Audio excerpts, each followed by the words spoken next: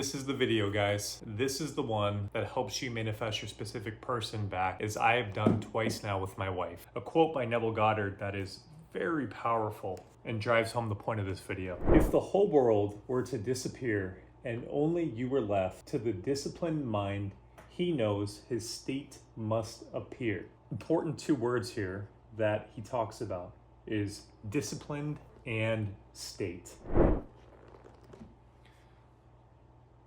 The importance of disciplining our mind is everything, because our mind is the mind of God. What we claim is true of ourselves, we are claiming of God. When I say something is impossible for me, or I say, oh, Joseph did it because he has kids. Oh, Joseph did it because he's married. Oh, this happened because of this. I am giving power to outside circumstances instead of giving power to my inner being. Our highest achievement is discipline of mind.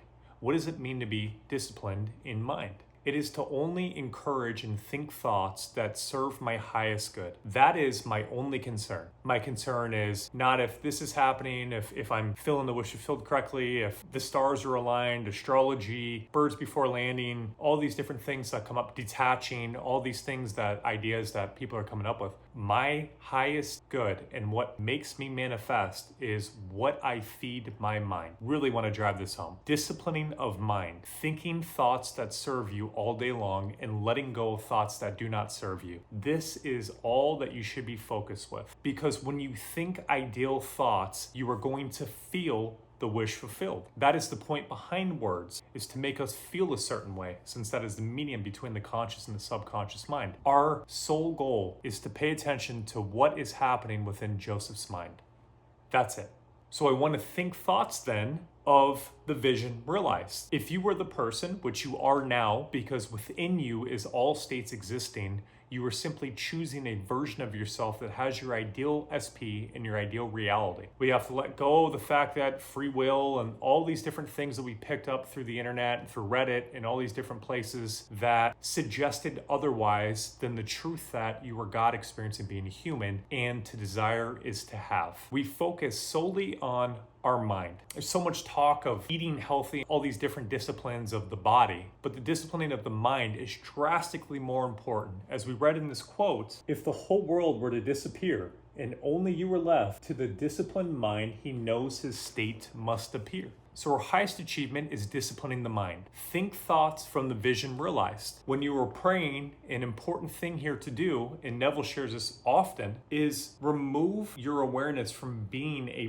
person, from having a past or future, from having a body, from having these things in your world, and bring it solely within. Many call this the void state. It may be called the awareness of being, the unconditioned consciousness before it's identified with a certain state. Whatever it is that you want to call it, when in this state, it is very easy for you to self-suggest whatever it is that you like to say. You can say that you're a millionaire and it'll be very easy for you to accept. You can say that you are in a loving relationship with your specific person. It is very easy for you to accept. Oftentimes when we're suggesting things and we may feel some sort of resistance or something like this unconsciously, it is because we're still conscious of being this person. We're still attached to this outer reality to a degree. And so just sit a little bit longer, taking a couple of deep breaths, or saying I am to myself, until the association to being someone is gone. And I'm simply aware of being consciousness, void, where I'm connected to endless possibilities, endless versions of myself. And I can easily connect to the version of myself that I love to. I highly suggest praying often. Whenever you have a few moments, it doesn't need to be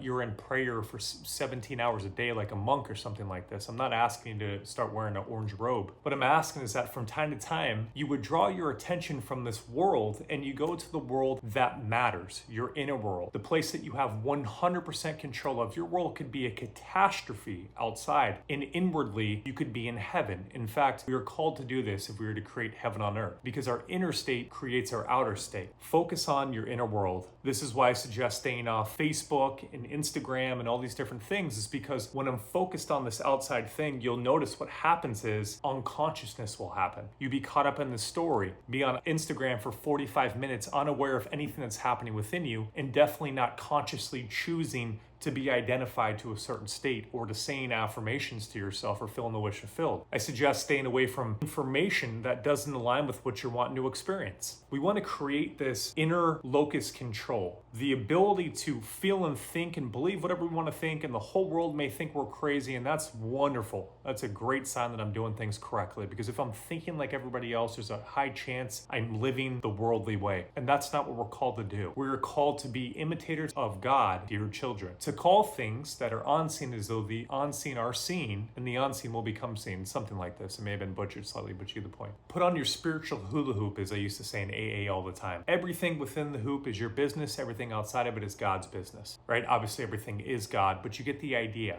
The importance of just living in and from your inner world, staying in your lane. We do not have to think in relation to what we're seeing. We don't have to think in relation to what we're emotionally feeling. Many of us may be identified that that is true, but I can tell you from experience, it is not true. It is a untrue belief. And any belief that doesn't serve you, we want to stop thinking in relation to that belief. The moment it comes up, catching ourselves and stopping ourselves from thinking thoughts in relation to something that does not serve us. I suggest a 7-day mental and emotional diet, as this has helped purify my mind drastically. I was a heroin addict who had continuous calamity in my relationship with my wife. There was continuous fears of being abandoned, continuous fears of being left or her finding somebody else, continuous fears. And a wonderful thing started happening.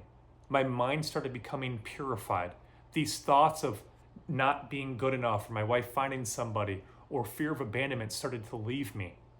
These emotions that used to cause me so much pain and inner resistance, I started to find harmony with. And in fact, I started realizing I could identify with the emotion as being something different. I could start experiencing this emotion that unconsciously identified as being fear, pain, resistance, and I could start identifying with this emotion as being love, harmony, bliss, gratitude, abundance, passion, emotions that I enjoyed. Another wonderful thing I noticed after this, my mind would start thinking wonderful things after I didn't identify with thought patterns that didn't serve me. Or once I started identifying with this emotion as being ideal for me, the thoughts that naturally flowed from there were thoughts that served me. And you have the same exact ability as well. I am no different than you are. Simply, I took control of my inner world. I became a gardener of my mind. I paid attention to all the seeds I was planting. If you think about it logically, if I'm planting poison in my garden, in the physical world, why would I expect to receive roses? And it's the exact same thing in my mind, but way more important, in my mind. And so just focus on thinking loving thoughts. Focus on thinking thoughts from the wish fulfilled. Focus on entertaining things that serve your highest good. Focus on things that you love and let go of all the other things. When doubts come up, when fears come up, when resistance-based beliefs come up, allow the thought to arise and then pass. And you will find very, very, very quickly that you will start feeling way more ideal, that you'll start feeling as though your SP does love you, that you start feeling as though you are abundant, as though life is for you, as though you are grateful. Your mind will become purified. This is our highest achievement, and if you succeed in this endeavor of controlling your mind, which, believe me, you have complete and utter dominion over your mind, you will experience wonderful circumstances manifesting outside of you in increasing frequencies as far as your senses perceive. And it'll continue to happen more and more and more and more and more. Your SP feels what you feel. Your SP thinks what you think. So as you think these loving thoughts, as you only entertain things that you love, you will start feeling like you have the most amazing SP. You'll start thinking lovely thoughts about your SP. You'll start letting go of the past and all the circumstances and things that were said. And then you will notice that your SP will reflect you as they always have. But the most important thing that you can do is discipline your mind and leave the outside world alone. You will find you'll start feeling the wish fulfilled more naturally. You'll start flowing more naturally. You'll start feeling more ideal emotions. Your mind will be purified and you'll start naturally thinking more ideal thoughts. Everything will change for you quickly and ideally from this simple practice. You too will manifest your SP back, as I have done twice. And trust me, I was a suicidal heroin addict I had all types of issues going on in mind, physical problems, etc. And most of these have not now been solved as a result of practicing this information. Thank you guys so much for watching. If you're interested in law of assumption, manifesting your SP, money revision, please do like, share, subscribe, comment. It does mean a lot to me. Take care, guys.